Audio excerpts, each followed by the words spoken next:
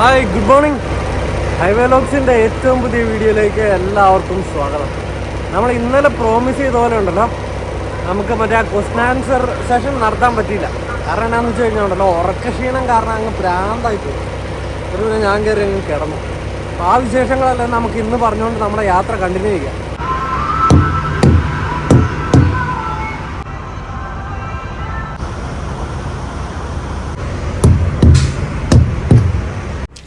കക്കനോട്ടം നോക്കി എന്നെ പട്ടിലാക്കിയ പെണ്ണേ. ബ്രോ, എങ്ങനെ ഉണ്ടായിരുന്നു ഇന്നലത്തെ ഓട്ടോ ഒക്കെ? രക്ഷയില്ലായിരുന്നു. രാത്രി ഓക്കെ ആയിരുന്നോ? രക്ഷയില്ലായിരുന്നു. കാറ്റോ മഴയോ? മറ്റേ മഴ കുറച്ചേരം പെയ്തു. പിന്നെ കൺസ്ട്രക്ഷൻ ആണേ, ഫുള്ള് കൺസ്ട്രക്ഷനാ. 55 വലിയ ട്രാഫിക് ഒന്നും കിട്ടിയില്ല. സെറ്റായിരുന്നു. പക്ഷെ ഈ കൺസ്ട്രക്ഷൻ ആയതുകൊണ്ട് ഇങ്ങനെ പയ്യെ സ്പീഡ് കുറച്ച് പോരണ്ടായിരുന്നു. നമ്മളിപ്പോ ഏതാ സ്റ്റേറ്റ് അറിയാവോ? നമ്മ ഇല്ലിനോയ്സ്. ഇല്ലിനോയ്. ഇല്ലിനോയ്സ് പറയണ്ട. ഇവിടെ മഴ എത്തില്ലോ അല്ലേ? പറപ്പിച്ചല്ലോ നിങ്ങള്. എവിടെ നിർത്തിയൊന്നുമില്ല. അരമണിക്കൂർ ബ്രേക്ക്, ഒരു റെസ്റ്റ് ഏരിയയിൽ കഴിഞ്ഞു. ബ്രോ റൈറ്റോ ലെഫ്റ്റോ? അതിനെ ഫോളോ ചെയ്താ? അതെ അതെ അതെ അതെ, അങ്ങോട്ട് പോ.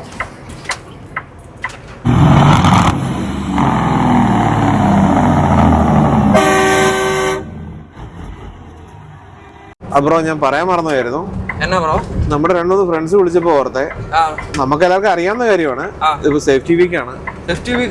അടുത്ത 3 ദിവസം. അപ്പം നമ്മള് 3 ദിവസം ഒന്നാമത് പ്രത്യേകിച്ചുണ്ടല്ലോ, ലാംഗ്വേജിന്റെ ട്രംപ് പ്രത്യേകം പറഞ്ഞിട്ടില്ലേ, അപ്പൊ അത് ചെക്ക് ചെയ്യുന്നുണ്ടെന്ന് പറഞ്ഞു. പിന്നെ വണ്ടി ചെക്ക് ചെയ്യുന്നു. അപ്പം നമ്മൾ ആർക്കൻസ കയറിയപ്പോ മുതല് എല്ലാ വേ സ്റ്റേഷനും ഓപ്പൺ ആയിരുന്നു. നമുക്ക് അതിലിത് മിക്കതിലും ബൈപ്പാസ് കിട്ടിയോളം മാത്രമേ എനിക്ക് കയറേണ്ട വന്നുള്ളൂ. അപ്പൊ എനിക്ക് തോന്നുന്നു രാത്രിയിൽ അങ്ങനെ അല്ലേ, ആ ഭാഗത്തൊന്നും എല്ലായിടത്തും ബസ് സ്റ്റേഷൻ പൊതുവെ ക്ലോസ്ഡ് ആയിരിക്കും. എല്ലാം ഓപ്പൺ ആയിരുന്നു. പിന്നെ ഈ റോഡ് സൈഡ് ഇങ്ങനെ പിടിക്കുന്നുണ്ട്. അപ്പം എനിക്ക് തോന്നുന്നു അതിന്റെ ഒരു ഭാഗമായിട്ടാണ് തോന്നുന്നു. സേഫ്റ്റി വീക്ക് എന്ന് പറഞ്ഞു കഴിഞ്ഞാൽ എല്ലാ വർഷവും തോന്നണല്ലേ? എല്ലാ വർഷവും ഒരാഴ്ച എക്സ്ട്രീം സേഫ്റ്റി, കൊമേഴ്സ്യൽ വണ്ടികളുടെ എക്സ്ട്രീം സേഫ്റ്റിക്ക് വേണ്ടിട്ട് ഫുൾ ചെക്കിംഗ് ആയിരിക്കും. എല്ലാ വേ സ്റ്റേഷനും ഓപ്പൺ ആയിരിക്കും. റോഡ് സൈഡിലെല്ലാം പുൾ ഓവർ ചെയ്യും. എല്ലാ വയലേഷനും പൊക്കും. വണ്ടിയുടെ ഇൻസ്പെക്ഷൻ ഉണ്ടാവും. അങ്ങനെയൊക്കെ ഉള്ള ഒരു അതിന് ആ സേഫ്റ്റിക്ക് വേണ്ടി ഡെഡിക്കേറ്റ് ചെയ്തേക്കുന്ന ഒരാഴ്ചയാണ്. ഇപ്രാവശ്യം കുറച്ചും കൂടെ ഒരു സ്ട്രിക്റ്റ് ആയിരിക്കും എന്ന് തോന്നുന്നു. അത് മറ്റേ ഇപ്പം ട്രക്കേഴ്സിനെ കോൺസെൻട്രേറ്റ് ചെയ്യുന്നോണ്ടല്ലേ, പ്രത്യേകിച്ച് ഒണ്ടാരിയ വണ്ടികൾക്ക്.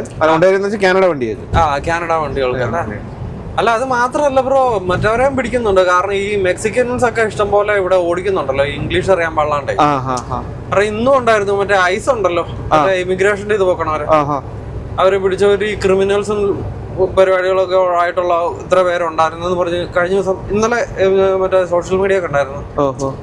ട്രംപിന്റെ ഇത് ഇവരെല്ലാം ഷെയർ ചെയ്യുമല്ലോ, ഐസ് പിടിച്ചാന്ന് പറഞ്ഞ് ബ്രസീലിലെ മർഡറർ, മറ്റടുത്ത ക്രിമിനൽ, മറിച്ചടുത്ത ക്രിമിനൽ എന്ന് പറഞ്ഞിട്ട്. അപ്പൊ അതിന്റെ ഒരു ചെക്കിങ് കൂടെ ഉണ്ടാവും.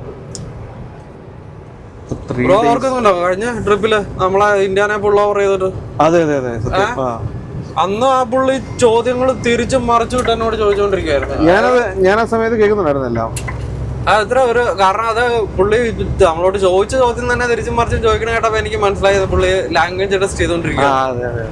കാരണം അവർക്ക് നേരിട്ട് പറയാൻ പറ്റുമല്ലോ, ഞാൻ എന്റെ ലാംഗ്വേജ് അഡ്ജസ്റ്റ് ചെയ്യാൻ പോവാ, ABCD പറയാൻ പറഞ്ഞു. പല ചോദ്യങ്ങൾ ചോദിച്ചിട്ട് നമുക്ക് മനസ്സിലാവുന്നുണ്ടോ, അതിനൊക്കെ ഉത്തരം പറയാൻ പറ്റുന്നുണ്ടോ എന്നുള്ളതൊക്കെയാണല്ലോ അവര് നോക്കുന്നത്. അല്ല, അങ്ങനെ എനിക്കൊന്ന് ലാസ്റ്റ് കംഫർട്ട് ആയി തോന്നുന്നു അല്ലേ? അങ്ങനെ അവസാനം മനസ്സിലായവനൊരു പാവാന്ന്. അങ്ങനെ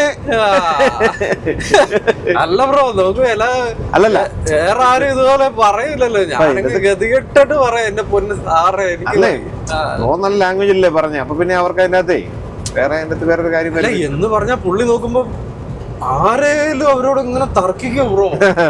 ഒരു മനുഷ്യനും അതുപോലെ ഒരു കോൺവെർസേഷൻ പോലീസ് ഒന്ന് പറഞ്ഞ് രണ്ടാമത്തേന് അവർക്ക് തന്നെ വിലങ്ങ് വെച്ചോണ്ട് പോവോ, മറ്റേ സാധനം വെച്ച് ഇലക്ട്രിക് ഷോക്ക് അടിപ്പിക്കുകയോ ചെയ്തൂടെ?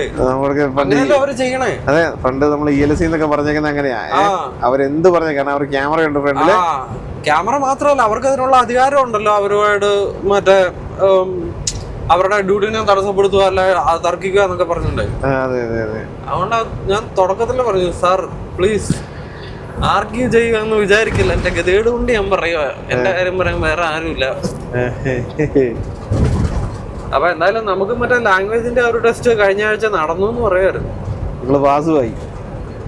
അവനായതുകൊണ്ട്, അവൻ നല്ല മൂഡിലായതുകൊണ്ടും ദൈവാനുഗ്രഹം കൊണ്ടും അന്നേരം പാസ്സായി. അല്ലെങ്കിൽ ഇപ്പൊ ജയിലിലോ വല്ലതൊക്കെ ഇരുന്നേനെ. ജാമന്റെ ഗുർജീത് ഭായ്, നമ്മുടെ മാറ്റി ബ്രോ ഇവിടെ ഇന്ത്യാനാപോളിസിലുണ്ട്. അടുത്ത സിംഗിൾ അങ്ങോട്ടാണ്. സിംഗിൾ അങ്ങോട്ടാ. പിന്നെ ഇവനെന്നാ ചെയ്യണ്ട, ഇവനെ ഇറക്കണ്ടേന്നൊക്കെ. ഇറക്കി വിട്ടേക്കണത് അല്ല, പോലീസിൽ നിന്ന് ഇറക്കണ്ടേന്ന്. അത്രയും ചിന്തിച്ചോ എന്റെ അമ്മേ. അല്ല, ഇത് കയ്യില് വിലങ്ങിട്ട് ആമാരും കൊണ്ടുപോകില്ലേ, പിന്നെ വെയിലിറക്കണ്ടേ. അതെ, അതിനൊന്നും നമ്മള് പോവില്ല. കൈ വിലങ്ങിട്ട് അപ്പൊ പറയാ, എന്നാ സാറേ ടിക്കറ്റ് തന്നേരം എന്നോ പ്രോബ്ലം. എന്നോടങ്ങ് ക്ഷമീര്. വെളുപ്പിനെ 5 മണിയാകുമ്പോഴത്തേക്കും നമ്മൾ വേണ്ട ഇന്ത്യാനാപോളിസ് എത്തി കേട്ടോ. പയ്യെ സമ്മർ തുടങ്ങിയത് കൊണ്ട് വെതറും കാലാവസ്ഥ എല്ലാം നല്ല കിടിലനാ കേട്ടോ. കാരണം നല്ല അടിപൊളിയായിട്ട് പോയിക്കൊണ്ടിരിക്കുക. നമുക്ക് 19 ഡിഗ്രി സെൽഷ്യസ് ഉണ്ട് ഇപ്പോൾ വെളുപ്പിന് 5 മണിക്ക്. ഇവിടുത്തെ മോർണിംഗ് ട്രാഫിക്കൊക്കെ പയ്യെ ഉണർന്ന് തുടങ്ങിയെന്ന് തോന്നുന്നു. കാരണം ഇത്രയും നേരം ഈ ഒരു തിരക്കില്ലായിരുന്നു. എന്നാലും ആൾക്കാരൊക്കെ പയ്യെ ജോലിക്ക് പോകാനൊക്കെ ആയിട്ട് റോഡിലിറങ്ങി തുടങ്ങിയിട്ടുണ്ട്.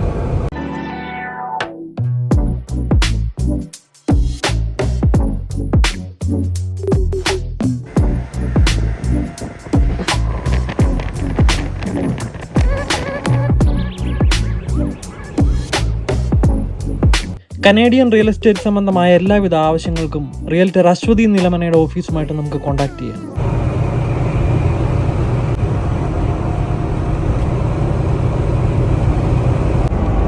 നമ്മളിപ്പോൾ പൊക്കോണ്ടിരിക്കുന്ന ഇന്ത്യാനാപോളിസ് ഉണ്ടല്ലോ. ഇന്ത്യാനാപോളിസ് ആണ് ഇന്ത്യാന എന്ന അമേരിക്കൻ സ്റ്റേറ്റിൻ്റെ ക്യാപിറ്റലും അതോടൊപ്പം തന്നെ ഏറ്റവും പോപ്പുലേഷൻ കൂടിയ സിറ്റിയും. അതുപോലെ തന്നെ ഇന്ത്യാനാപോളിസിനെ ഇതുപോലെ അമേരിക്കൻസ് ഇൻഡി എന്നുള്ള പേരിലും വിളിക്കുവേ. ഇപ്പോൾ ഇൻഡി എന്ന് പറഞ്ഞാൽ അപ്പോൾ ഒരു colloquial നെയിമാണ് four ഇന്ത്യാനാപോളിസ്.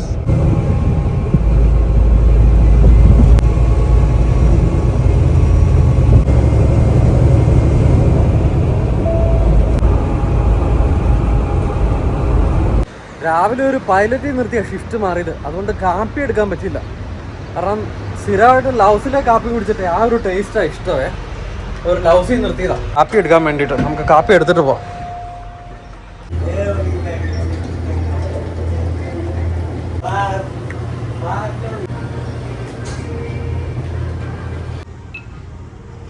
Thank you for shopping at Love's.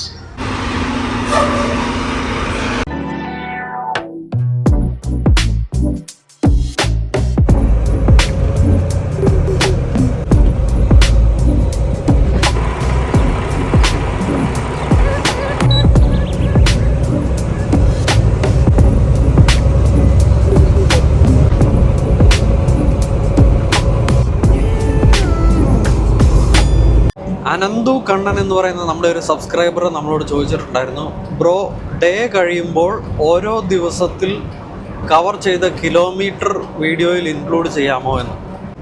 Ananthu bro, നമ്മളിപ്പം ഓരോ ദിവസവും നമ്മൾ കവർ ചെയ്ത കിലോമീറ്റർ പറയാത്ത എന്നാന്ന് വെച്ച് കഴിഞ്ഞാൽ, നമ്മൾ ഇവിടുത്തെ റോഡുകളെല്ലാം അടിപൊളി റോഡുകളാണ്. അപ്പം നമുക്ക് ട്രാഫിക് കിട്ടിയില്ല എന്നുണ്ടെങ്കിൽ നമുക്ക് സുഖമായിട്ട്, ഇപ്പം നമ്മളെ ഏകദേശം 11 മണിക്കൂറോളമാണല്ലോ വണ്ടി ഓടിക്കുന്നത്.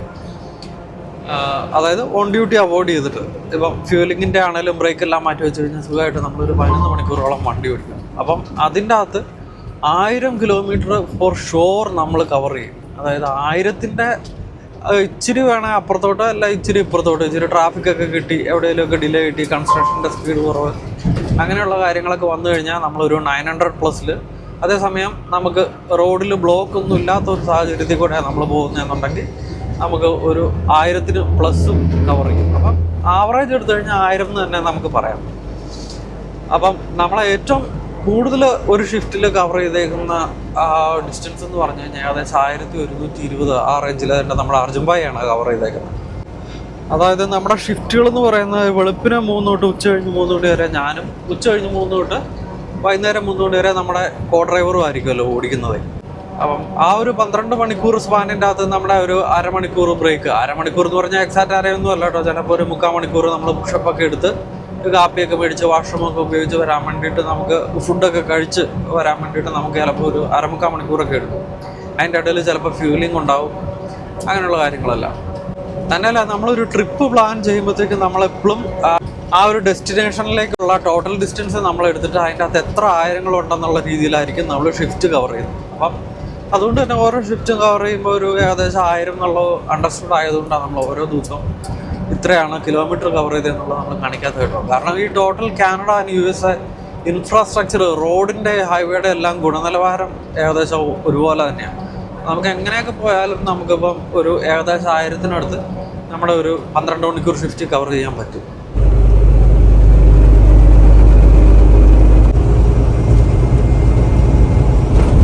ഒരു വീടാണല്ലോ മറ്റേ മുമ്പിൽ പോകുന്ന ട്രെയിലറിൻ്റെ അകത്ത് പോകുന്നത്. നമ്മുടെ അർജുൻഭായി ആയിട്ട് ഒരു ട്രിപ്പ് പോയപ്പോഴേ, അത് ലാസ്റ്റ് വീഡിയോസിൽ പെട്ട ഒരു ട്രിപ്പിൻ്റെ അകത്ത് നമ്മൾ ഈ പറയുന്ന പോലെ ഡെലിവറി കഴിഞ്ഞിട്ട് തിരിച്ചു വരാൻ നേരത്ത് ഇവിടുത്തെ വീടുകളെല്ലാം കൂടെ നമ്മളെ നോർത്ത് അമേരിക്കൻ വീടുകളെല്ലാം ഒരു സിമിലർ ഡിസൈനിൽ, അതായത് ഒറ്റ ടെക്സ്റ്റ് ബുക്ക് നോക്കി ചെയ്ത പോലെ കുറച്ച് വേരിയേഷനിൽ നിന്ന് എല്ലാം നോക്കിയാൽ ഏകദേശം സെയിം ആണെന്നൊക്കെ ഡിസ്കസ് ചെയ്ത ഒരു വീഡിയോ ഉണ്ടായിരുന്നല്ലോ. അപ്പം അതിൻ്റെ അകത്ത് കാഷ്വലി നമ്മൾ സംസാരിച്ച കൂട്ടത്തിൽ പറയുകയും ചെയ്തു, ഏത് വീട് നോക്കിയാലും എല്ലാത്തിനും എവിടെയെങ്കിലും കണ്ട ആ ഒരു സിമിലർ ഡിസൈൻ തന്നെയായിരിക്കും, ഒരു വെറൈറ്റി ഉണ്ടാവുകയല്ല. നമ്മുടെ നാട്ടിലാണെങ്കിൽ ഓരോ കൾച്ചറും ആ കൾച്ചറൽ ഡിഫറൻസിനനുസരിച്ച് വീടിൻ്റെ സ്ട്രക്ചറിലും അല്ലെങ്കിൽ മൊത്തത്തിലുള്ള അങ്ങനത്തെ ഡിഫറൻസുകളൊക്കെ ഉണ്ടാവും എന്നുള്ള രീതി നമ്മൾ സംസാരിച്ചായിരുന്നേ. അപ്പം അതിനൊരു കാരണം ഉണ്ടായിരുന്നു.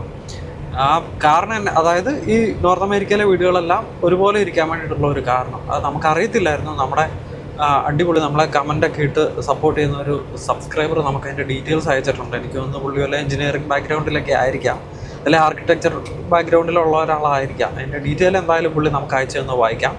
അപ്പം നമുക്ക് ഈ ഡീറ്റെയിൽ അയച്ചു തന്നിരിക്കുന്നത് വിജയാനന്ദ് നായർ എന്ന് പറയുന്ന നമ്മുടെ ഒരു സബ്സ്ക്രൈബറാണ് കേട്ടോ. അല്ല, കിടിലൻ ഇൻഫർമേഷൻ ആയതുകൊണ്ടാണ് നമ്മളിപ്പോൾ അത് ഷെയർ ചെയ്യുന്നത് നിങ്ങളുമായിട്ട്. പുള്ളി അയച്ചു തന്നിരിക്കുന്നത്, ഹായ് മാറ്റി and Arjun, nice videos. You were talking about houses looking similar. There is a reason for that. As you know, all houses in US and Canada are built using wood. So the chances of fire are very high. So during construction, one of the most difficult tasks is to get approval from fire department. Fire and safety department will check where is the kitchen, most likely place to start fire. So building contractors have a few plans which are already approved by the fire department, and the builders have to select from one of the approved plans and layouts. അപ്പം അതാണ് സംഭവം. ഇപ്പം അതിൻ്റെ Malayalam translation എന്താണെന്ന് വെച്ച് കഴിഞ്ഞാൽ, ഇവിടെ north അമേരിക്കയിലെ എല്ലാ വീടിൻ്റെയും കൺസ്ട്രക്ഷൻ എല്ലാ വീടിൻ്റെ എന്ന് പറഞ്ഞാൽ എനിക്കിപ്പം കംപ്ലീറ്റ്ലി വരാൻ പറ്റാത്തതുകൊണ്ട് ഒരു 95% ഓഫ് വീടുകളും വുഡിൻ്റെ ബേസ്ഡ് ആയിട്ടുള്ള കൺസ്ട്രക്ഷൻ ആയിരിക്കും. ഇപ്പം പുറമെ ടൈൽസൊക്കെ ഒട്ടിക്കുമെന്നുണ്ടെങ്കിൽ ഇപ്പം വുഡ് സ്റ്റോണിൻ്റെ ആണെങ്കിലും അല്ലെ വിനൈലിൻ്റെ ആണെങ്കിലും ഒക്കെ ടൈൽസും പാച്ചിങ്ങും പുറത്തുണ്ടായിരിക്കുമെങ്കിലും അകമേ സ്ട്രക്ചർ ശരിക്കും വുഡിനെ ബേസ് ചെയ്തിട്ടുള്ളതായിരിക്കും.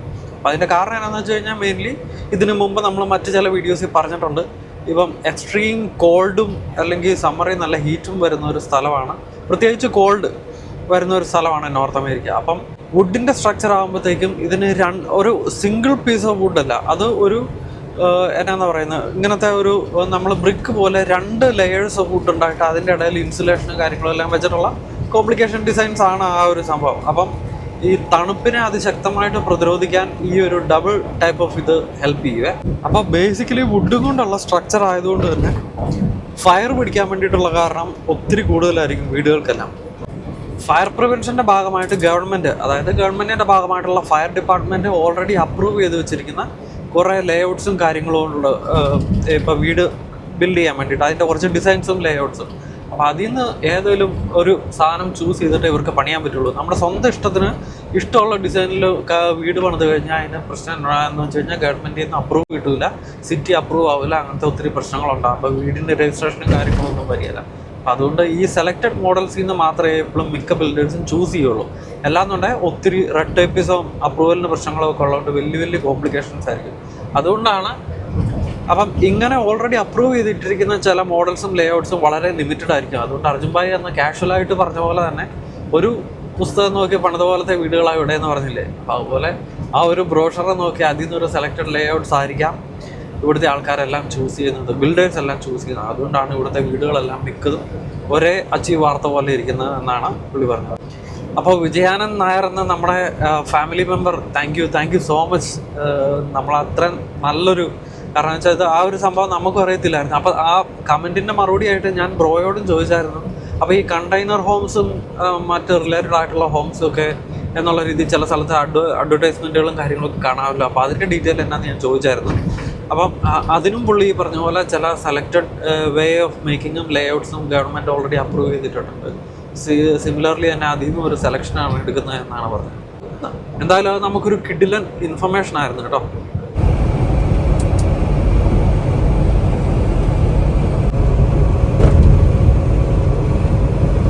മിഷിഗണി കയറി കഴിഞ്ഞപ്പോഴത്തേക്കും ചെറിയ രീതിയിൽ മഴ തുടങ്ങി കേട്ടോ. രാവിലെ മുതലേ വലിയ തെളിച്ചൊന്നുമില്ല, ഈ പറയുന്ന പോലെ ചെറിയ ചാറ്റൽ മഴയുടെ അന്തരീക്ഷമാണ് മൊത്തത്തിൽ.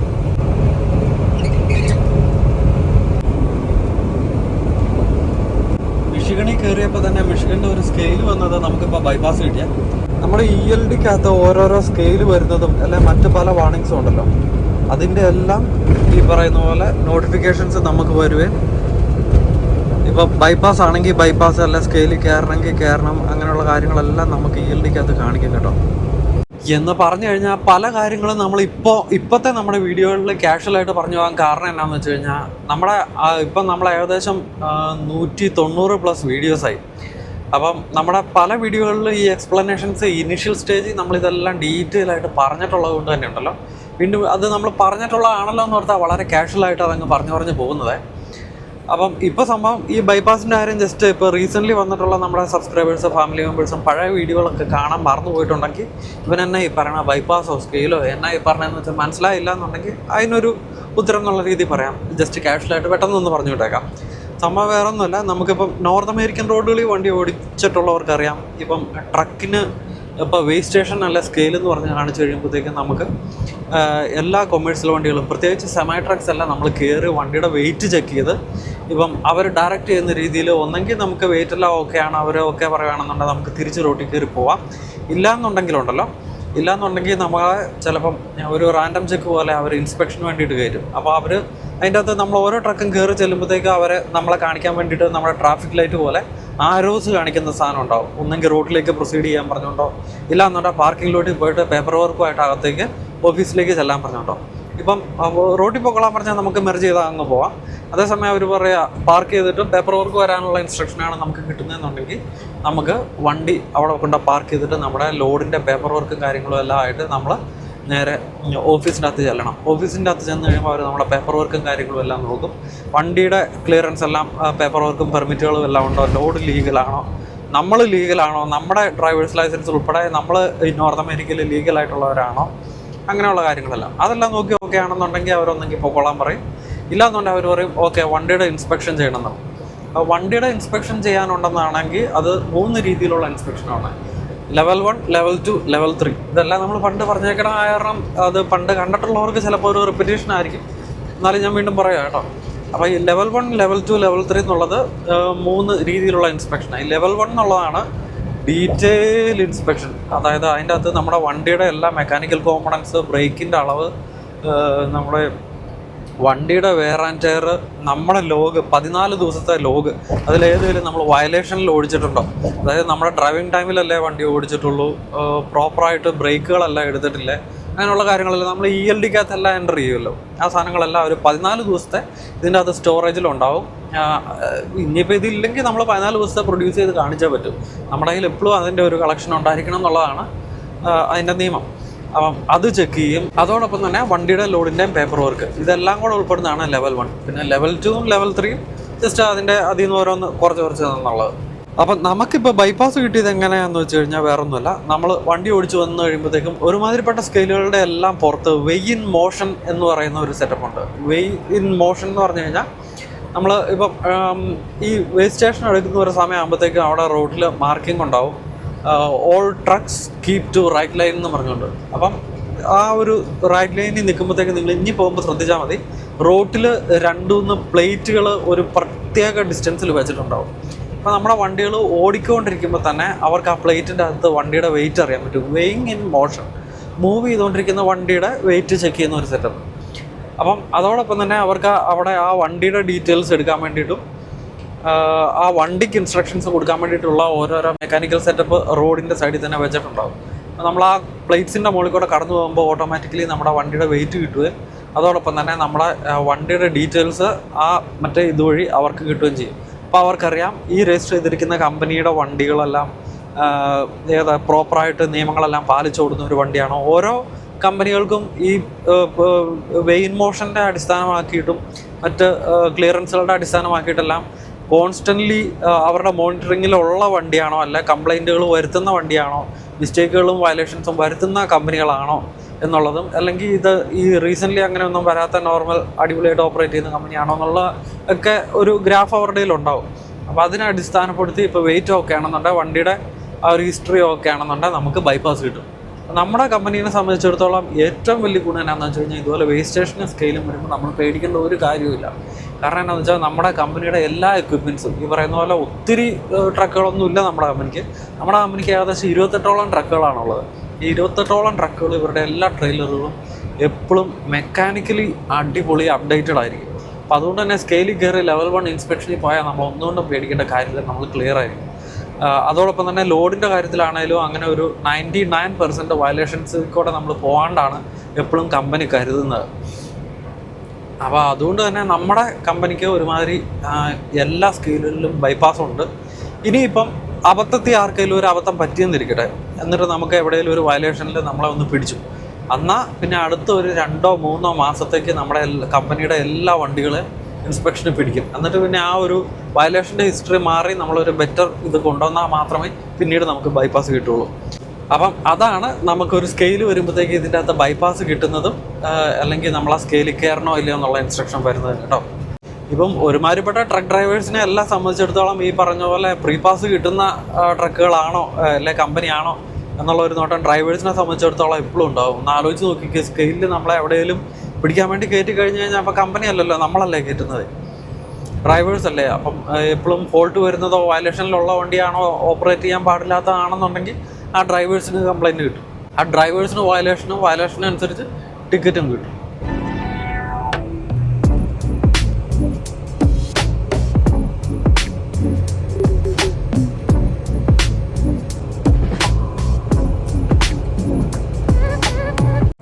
വീണ്ടും ഇതുപോലത്തെ ഓരോരോ ഇൻഫർമേഷൻസും എല്ലാം ഇൻ്റർ കണക്റ്റഡ് ആയതുകൊണ്ട് വീണ്ടും അതിനെക്കുറിച്ച് ഞാൻ കുറച്ചുകൂടെ വ്യക്തതയ്ക്ക് വേണ്ടി പറയേണ്ട ഒരു സാഹചര്യം വരും കേട്ടോ. നമ്മുടെ വീഡിയോ കണ്ടിട്ടുള്ളവരും കേട്ടിട്ടുള്ളവരും ഒന്ന് ക്ഷമിക്കുക, ഇനി ഇത് റിപ്പീറ്റ് ചെയ്യാല, എന്നാലും പുതിയതായിട്ട് കേട്ടവർക്ക് വേണ്ടിയിട്ട്. കാരണം നമ്മൾ ഇത്രയും പറഞ്ഞങ്ങ് നിർത്തിയത് അത് അപ്പം ഇൻസ്പെക്ഷൻ കയറ്റി വയലേഷൻ ഉണ്ടെങ്കിൽ ഡ്രൈവർക്കാണോ പ്രശ്നം എന്ന് സംശയം തോന്നുന്ന ഇതിപ്പോൾ പുതിയതായിട്ട് കേട്ടവരുണ്ടാകും. അതായത് 2 രീതിയിലുള്ള വയലേഷനാണ് നമുക്ക് നോർത്ത് അമേരിക്കൻ ട്രക്കിങ്ങിൽ കാറ്റഗറൈസ് ചെയ്യപ്പെട്ടിരിക്കുന്നത്. മേജർ ഡിഫക്ട്സും മൈനർ ഡിഫക്ട്സും. അപ്പം നമ്മൾ എപ്പോഴും ഒരു കൊമേഴ്സ്യൽ ഡ്രൈവർ വണ്ടി എടുക്കുന്നതിന് മുമ്പ് നമ്മൾ റോഡിലേക്ക് ഇറക്കുന്ന എക്വിപ്മെൻറ്റ് പ്രോപ്പറായിട്ട് ഇൻസ്പെക്ട് ചെയ്യണം. ആ ഇൻസ്പെക്ട് ചെയ്യേണ്ട ഏരിയാസ് ഞാനിപ്പോൾ ഒൻറ്റാറിയോ ട്രക്ക് ഡ്രൈവറാണല്ലോ, കാനഡയിലെ ഒൻറ്റാറിയോ എന്ന സ്ഥലത്തു നിന്നാണ് എൻ്റെ ലൈസൻസ്. അപ്പോൾ അതിൻ്റെ നിയമങ്ങൾക്കനുസരിച്ചുള്ള കാര്യങ്ങളാണ് ഞാൻ പ്രോപ്പറായിട്ട് നോക്കുന്നത്. നമുക്ക് ഒൻറ്റാറിയോയിൽ ഷെഡ്യൂൾ 1 എന്ന് പറഞ്ഞുകൊണ്ട് ഒരു ലിസ്റ്റ് ഉണ്ട്. ആ ലിസ്റ്റിൻ്റെ അകത്ത് മേജേഴ്സും മൈനേഴ്സും എന്നുള്ള രീതിയിൽ major defect, minor defects 2 categorisation ഉണ്ട്. അപ്പോൾ മേജർ ഡിഫക്റ്റ് അല്ലെ മൈനർ തുടങ്ങാം. മൈനർ ഡിഫക്റ്റ് എന്ന് പറഞ്ഞു കഴിഞ്ഞാൽ ഇപ്പോൾ നമുക്ക് ഫ്രണ്ടിൽ 2 ഹെഡ്ലൈറ്റ് ഉണ്ട്, അതിൽ ഒരെണ്ണം എന്തെങ്കിലും ഒരു പ്രശ്നം ഉണ്ടായിട്ട് വർക്ക് ചെയ്യുന്നില്ല, അതിൽ മറ്റൊരെണ്ണം വർക്ക് ചെയ്യുന്നുണ്ട്. അപ്പോൾ നാച്ചുറലി ദാറ്റ് ഈസ് മൈനർ. കാരണം എന്നാന്ന് വെച്ച് കഴിഞ്ഞാൽ വണ്ടിയുടെ സേഫ്റ്റീനെ ഡയറക്റ്റായിട്ട് അഫക്റ്റ് ചെയ്യാത്ത ഒരു കാര്യമാണ്. ഫ്രണ്ടിലത്തെ ആ ഒരു ലൈറ്റ് ഉണ്ടെങ്കിലും നമുക്കൊന്ന് ഓടിക്കാം. അപ്പം ഡ്രൈവർ അത് ഇൻസ്പെക്ട് ചെയ്യണം. അതോടൊപ്പം തന്നെ ഇപ്പം നമുക്കുള്ള മിറേഴ്സിന് എന്തെങ്കിലുമൊക്കെ ഒരു പ്രശ്നം വന്നു കഴിഞ്ഞാൽ അതും മൈനറാണ്. കാരണം മിററിന് എന്തെങ്കിലും ഒരു പ്രശ്നം വന്നാലും വണ്ടി മൂവ് ചെയ്യുന്നതിന് പ്രോബ്ലം ഇല്ല. അപ്പോൾ അതുകൊണ്ട് തന്നെ അതും മൈനർ. പക്ഷേ മേജർ ഡിഫക്റ്റ് എന്ന് പറഞ്ഞു കഴിഞ്ഞാൽ ഇപ്പം നമ്മുടെ ഇത്രയും വലിയ വണ്ടി ഫുള്ള് എയർ ബ്രേക്ക് സിസ്റ്റത്തിലാണല്ലോ വണ്ടി ഓടിക്കുന്നത്. ഇപ്പം എയർ റിലേറ്റഡ് ആയിട്ടുള്ള എവിടെയെങ്കിലും ഒരു എയർ ലീക്കോ അല്ലെങ്കിൽ നമ്മുടെ ഒരു ഫ്ലാറ്റ് ടയർ ഉണ്ടാവുക, അതെല്ലാം മേജർ ഡിഫക്റ്റുകളിലാണ് ഉൾപ്പെടുത്തിയിരിക്കുന്നത്. എന്ന് പറഞ്ഞു കഴിഞ്ഞാൽ അത് വണ്ടിയുടെ ഓപ്പറേഷനെ, വണ്ടി മൂവ് ചെയ്യുന്നതിനെ ഡയറക്റ്റായിട്ട് അഫക്റ്റ് ചെയ്യും. അപ്പം മേജർ ഡിഫക്റ്റുകളുണ്ട് എന്നുണ്ടെങ്കിൽ നമ്മൾ വണ്ടി അനക്കാനേ പാടില്ല, അത് പ്രോപ്പറായിട്ട് നമ്മൾ സോർട്ട് ചെയ്യാതെ. അതേസമയം മൈനറാണ് എന്നുണ്ടെങ്കിൽ നമ്മൾ ഓരോ പ്രാവശ്യം വണ്ടി ഇൻസ്പെക്ട് ചെയ്തിട്ട് ഓരോ മനുഷ്യനും വണ്ടി എടുക്കുന്നതിന് മുമ്പ്, ഓരോ കൊമേഴ്സ്യൽ ഡ്രൈവർ വണ്ടി എടുക്കുന്നതിന് മുമ്പ് ഞാൻ വണ്ടി ഇൻസ്പെക്ട് ചെയ്തു, ഇന്ന ഭാഗങ്ങളെല്ലാം ചെക്ക് ചെയ്തു, എന്ന് നമ്മൾ ഇതിൻ്റെ അകത്ത് സർട്ടിഫൈ ചെയ്യണം. അതിനാണ് വർക്ക് ഫ്ലോ എന്ന് പറയുന്നത്. അപ്പം ആ ഒരു സർട്ടിഫിക്കേഷൻ ഇപ്പം മൈനർ ഡിഫക്റ്റുകളെല്ലാം നമ്മൾ കണ്ടുപിടിച്ചിട്ട് ആ ഒരു സാധനം നമ്മൾ വർക്ക് ഫ്ലോയ്ക്കകത്ത് മെൻഷൻ ചെയ്തിരിക്കണം. ഇന്ന മൈനർ ഡിഫക്റ്റ് നമ്മുടെ വണ്ടിക്കുണ്ട്, ഞാനത് നോട്ട് ചെയ്തിട്ടുണ്ട്, ഞാൻ കമ്പനിയോട് പറഞ്ഞിട്ടുണ്ട് എന്ന് ഡ്രൈവർ ഇതിൻ്റെ അകത്ത് മെൻഷൻ ചെയ്തിട്ടുണ്ടെങ്കിൽ അതവിടെ കിടക്കുമല്ലോ. അപ്പോൾ നമ്മളെ സ്കെയിലിൽ പിടിച്ച് കഴിയുമ്പോഴത്തേക്കും അവർ ഇതുപോലെ വണ്ടി ഇൻസ്പെക്ട് ചെയ്യുന്നതിനിടയ്ക്ക് ഇത് മൈനർ ഉണ്ടല്ലോ എന്ന് പറയുമ്പോൾ യെസ് മൈനർ ഉണ്ട് സാർ, ഞാൻ നോട്ട് ചെയ്തിട്ടുണ്ട്, കമ്പനീനെ ഇൻഫോം ചെയ്തിട്ടുണ്ട് എന്ന് നമ്മൾ പറയണം. അപ്പോൾ അവരത് ചെക്ക് ചെയ്യും. അവൻ പറഞ്ഞത് ശരിയാണ്, അവൻ വർക്ക് ഫ്ലോയ്ക്കകത്ത് അത് മെൻഷൻ ചെയ്തിട്ടുണ്ടോ. മെൻഷൻ ചെയ്തിട്ടുണ്ടെങ്കിൽ ഡ്രൈവർ സേഫാണ്, കാരണം it's already mention and it's minor. അതേസമയം നമ്മളതൊന്ന് ശ്രദ്ധിക്കാതെ അല്ലെങ്കിൽ വർക്ക് ഫ്ലോയ്ക്കകത്ത് മെൻഷൻ ചെയ്തിട്ടില്ല എന്ന് വിചാരിക്കട്ടെ, അയാളത് ചെക്ക് ചെയ്തു, അത് മൈനർ അതിൻ്റെ അകത്തുണ്ട്, നേരെ നോക്കി നമ്മളത് മെൻഷൻ ചെയ്തിട്ടും ഇല്ലെന്നുണ്ടെങ്കിൽ അത് ടിക്കറ്റാണ്. അപ്പോൾ നമ്മളെപ്പോഴും ഒരു ഡ്രൈവറിനെ സംബന്ധിച്ചിടത്തോളം വണ്ടി ഇൻസ്പെക്ട് ചെയ്യണം, വണ്ടിയുടെ ഫോൾട്ടുകളെല്ലാം അറിഞ്ഞിരിക്കണം. മൈനർ ആണെന്നുണ്ടെങ്കിൽ അതെല്ലാം മെൻഷൻ ചെയ്ത് കമ്പനീനെ ഇൻഫോമും ചെയ്തിരിക്കണം. അതേസമയം മേജർ ആണെങ്കിലും നമ്മൾ ഇതിൻ്റെ അകത്ത് വർക്ക് ഫ്ലോയ്ക്കകത്ത് മെൻഷൻ ചെയ്യണം, നമ്മൾ വണ്ടി എടുക്കാൻ പാടില്ല. മേജറിൽ വണ്ടി ഓടിച്ചാൽ ഹെവി ടിക്കറ്റ് ആയിരിക്കും. ഹെവി ടിക്കറ്റ് എന്ന് പറഞ്ഞാൽ ചിലപ്പോൾ നമ്മുടെ ലൈസൻസിൻ്റെ ശരിക്കും ഒരു 6 മാസത്തേക്ക് റിയലി എന്തായാലും വലിയ പണി കിട്ടുന്ന രീതിയിൽ നമുക്ക് കിട്ടിക്കഴിഞ്ഞാലേ എന്നാ കിട്ടണമെന്ന് പറയാൻ പറ്റുള്ളൂ. ആ രീതിയിൽ വരും കേട്ടോ. ഇനി വേറൊരു കാര്യം എന്നാന്ന് വെച്ച് കഴിഞ്ഞാൽ നമുക്കിപ്പോൾ കോൺസ്റ്റൻ്റ് ആയിട്ടൊരു നമ്മുടെ മൈനർ ഫോൾട്ടിൻ്റെ സാധനം നമ്മളിതുപോലെ ഒരു എന്നാന്ന് പറയുന്നത് ഒരു 4 ആഴ്ചയായിട്ട് ഇങ്ങനെ കണ്ടിന്യൂസ് ആയിട്ട് നമ്മൾ നമ്മുടെ വർക്ക് ഫ്ലോയ്ക്കകത്ത് മെൻഷൻ ചെയ്യുന്നുണ്ട്. പക്ഷേ എന്ത് ചെയ്താൽ അവർ ശരിയാക്കുന്നില്ല എന്നിരിക്കട്ടെ, അപ്പോഴും ഈ പറഞ്ഞ പോലെ ഇൻസ്പെക്ഷനിൽ നമ്മളെ പിടിച്ചു കഴിഞ്ഞാൽ അവരെ നോക്കും. ഓക്കെ, നിങ്ങൾ മൈനർ മെൻഷൻ ചെയ്താൽ എത്ര നാളായി? അത് 4 ആഴ്ചയായി. 4 ആഴ്ചയായി നിങ്ങൾ മെൻഷൻ ചെയ്തിട്ട് നിങ്ങളുടെ കമ്പനി അത് ഫിക്സ് ചെയ്യാൻ വേണ്ടിയിട്ടുള്ള ഒരു ബോധറേഷൻ കാണിച്ചില്ല എന്നുണ്ടെങ്കിൽ കമ്പനിക്ക് ടിക്കറ്റ് കിട്ടും, ഡ്രൈവറിന് കിട്ടില്ല. കാരണം ഡ്രൈവർ പറയാനുള്ളത് പറഞ്ഞു, അവൻ മൈനറാണ്, അപ്പോൾ അതുകൊണ്ട് സേഫ്റ്റി ഓപ്പറേറ്റ് ആണ്, അവൻ ഓപ്പറേറ്റ് ചെയ്തുകൊണ്ടിരിക്കുന്നു. പക്ഷേ കമ്പനിക്ക് 4 ആഴ്ചയായിട്ട് പറയാൻ നന്നാക്കാത്തതുകൊണ്ട് ടിക്കറ്റ് കിട്ടും. അങ്ങനെ ഈ മേജറും മൈനറുമായിട്ട് കാറ്റഗറൈസ് ചെയ്ത ഒരു വലിയ ലിസ്റ്റ് ഉണ്ട് കേട്ടോ, Schedule 1. അതെല്ലാം ഒരാൾ ട്രക്ക് ലൈസൻസ് എടുക്കുന്ന സമയത്ത് പ്രോപ്പറായിട്ട് ഏതൊക്കെയാണ് മൈനർ ഏതൊക്കെയാണ് മേജർ എന്നുള്ള രീതിയിൽ അത് ട്രക്ക് ഡ്രൈവിംഗ് സ്കൂൾ പഠിപ്പിക്കുമ്പോഴത്തേക്കും പ്രോപ്പറായിട്ട് ഡ്രൈവറെ പഠിപ്പിക്കണം എന്നുള്ളത്. എന്നാലേ ഒരു ഫോൾട്ട് കാണുമ്പോഴത്തേക്കും ഇത് മേജറാണോ മൈനറാണോ എന്ന് അയാൾക്ക് അറിയാൻ പറ്റുള്ളൂ. അപ്പോൾ അതുകൊണ്ടൊക്കെ തന്നെയാണ് നല്ല നല്ല ട്രക്കിംഗ് സ്കൂളുകളിൽ പഠിക്കേണ്ടതിൻ്റെ ആവശ്യം. കാരണം നമ്മൾ ഒരു ലോയെക്കുറിച്ചുള്ള ഇഗ്നോറൻസ് അതൊരിക്കലും ഒരു എക്സ്ക്യൂസ് അല്ല, എല്ലാ കാര്യത്തിലും അറിയാമല്ലോ. അപ്പം അതുകൊണ്ട് തന്നെ നമ്മളെ പിടിച്ചു കഴിഞ്ഞാൽ എനിക്കറിയത്തില്ലായിരുന്നു എന്ന് പറഞ്ഞു കഴിഞ്ഞാൽ അപ്പോൾ തന്നെ അറിയാൻ പാടില്ലാത്തവനൊക്കെ വണ്ടി ഓടിക്കുന്ന അവനെ നേരെ ഡിപ്പോർട്ട് ചെയ്യുമോ. അങ്ങനെ ഈ അറിയാൻ പാടില്ല എന്ന് പറയുമ്പോഴാണ് ഈ കൂടുതൽ ഇമിഗ്രൻസിനോട് ഏറ്റവും വലിയ ദേഷ്യം. നിനക്ക് എന്തുകൊണ്ട് അറിഞ്ഞുകൂടാ, പറഞ്ഞാൽ മനസ്സിലായില്ല, അല്ലെ നീ പ്രോപ്പറായിട്ട് പഠിച്ചില്ല, നീ ഉടായ്പി കൂടെ ലൈസൻസ് എടുത്തു, അങ്ങനെയുള്ള കാര്യങ്ങളൊക്കെ വരുന്നത്. അപ്പം അതുകൊണ്ട് നമ്മളെ സംബന്ധിച്ചിടത്തോളം നമ്മളോട് എപ്പോഴും ലൈസൻസ് എടുക്കേണ്ട കാര്യം വന്ന് എവിടുന്നാണ് ചേട്ടാ എടുക്കേണ്ടത്, അല്ല ഏത് കോളേജിലാണ് പോകേണ്ടത്, എങ്ങനെയാണെന്ന് ചോദിച്ചു കഴിഞ്ഞാൽ ഞാനെപ്പോഴും വളരെ റെപ്യൂട്ടേഷനുള്ള ഏതെങ്കിലും കോളേജുകളാണ് സജസ്റ്റ് ചെയ്യുന്നത്. കാരണം ഇതൊരു വലിയ സീരിയസ് ആയിട്ടുള്ള ഒരു കരിയറാണ്. ഒരു സൈഡിൽ കൂടെ അതിൻ്റെ ട്രാവല്, കാഴ്ചകൾ കാണാം, യാത്ര ചെയ്യാം, വണ്ടി ഓടിക്കാം എന്നുള്ള രസങ്ങളൊക്കെ ഉണ്ടെങ്കിലും ഭയങ്കര റിസ്കി ആയിട്ടുള്ള ഭയങ്കര റെസ്പോൺസിബിലിറ്റി നിറഞ്ഞ ഒരു ജോലിയാണ്. അപ്പം നമ്മൾ അതിനെക്കുറിച്ച് പൂർണ്ണമായിട്ട് അറിഞ്ഞിട്ട് വേണം നമ്മളെപ്പോഴും ഇറങ്ങാൻ വേണ്ടിയിട്ട്. അപ്പം അതിന് ഏറ്റവും പറ്റിയ കാര്യം എന്ന് പറഞ്ഞാൽ അതിനെക്കുറിച്ച് നല്ല നല്ല അറിവുള്ള ആൾക്കാർ പഠിപ്പിക്കുന്ന പ്രോപ്പറായിട്ടുള്ള ചാനലിൽ കൂടെ, അതായത് ആ പഠിക്കുന്നവരുടെ ഉന്നമനവും കൂടെ ലക്ഷ്യമാക്കി സേഫ് റോഡുകൾ നിർമ്മിക്കുക എന്നുള്ള ലക്ഷ്യത്തിൽ പ്രവർത്തിക്കുന്ന നല്ല നല്ല ട്രക്കിംഗ് കോളേജുകളാണ് നമ്മളെപ്പോഴും സജസ്റ്റ് ചെയ്യുന്നത്. അല്ലെ ആ നല്ല നല്ല ട്രക്കിംഗ് കോളേജുകളിൽ പഠിക്കേണ്ടതിൻ്റെ ഇമ്പോർട്ടൻസ്